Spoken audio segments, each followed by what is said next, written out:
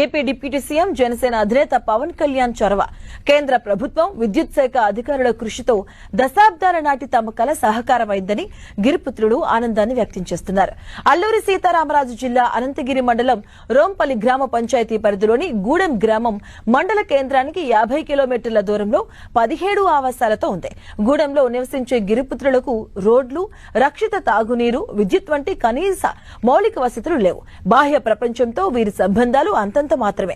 పగటి వేళల్లో ఉపాధి కోసం బయటికి వచ్చే ఈ గ్రామస్తులు రాత్రిళ్లు బిక్కుబిక్కుమంటూ కాలం వెళ్లదీసేవారు. 5 నెలల క్రితం ఉప ముఖ్యమంత్రి పవన్ కళ్యాణ్ కు తమ సమస్యలను విన్నవించుకున్నారు. దీంతో ఈ గ్రామానికి విద్యుత్ కనెక్షన్లు ఇవ్వాలని అధికారులను పవన్ ఆదేశించారు. 17 ఆవాసాల కోసం 9.6 కిలోమీటర్ల పొడవున అడవులు, కొండల్లో విద్యుత్ లైన్లు వేయాలని, ఇందుకోసం 80 లక్షలకు పైగా ఖర్చవుతుందని అధికారులు అంచనా వేశారు. కేంద్ర ఇంధన మంత్రిత్వ శాఖ పరిధిలోని నాన్ పీవీసీటీ పథకం ద్వారా విద్యుత్ కనెక్షన్లు ఇచ్చారు. ప్రత్యామ్నాయ చర్యల్లో భాగంగా సోలార్ ప్యానెల్స్ ను సైతం ఏర్పాటు చేసి ట్రాన్స్ఫార్మర్ కి అనుసంధానం చేశారు.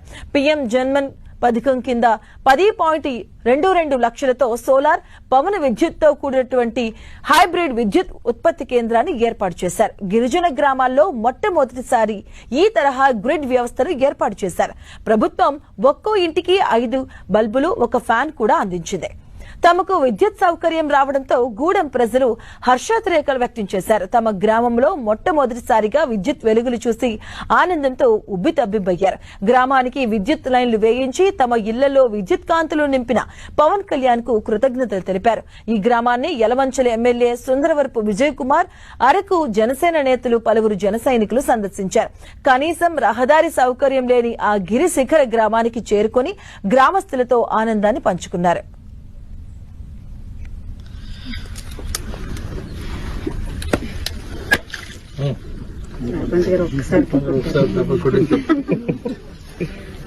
రండి రండి, ఎలా ఇలా క్లోజ్ చేస్తున్నాం సార్.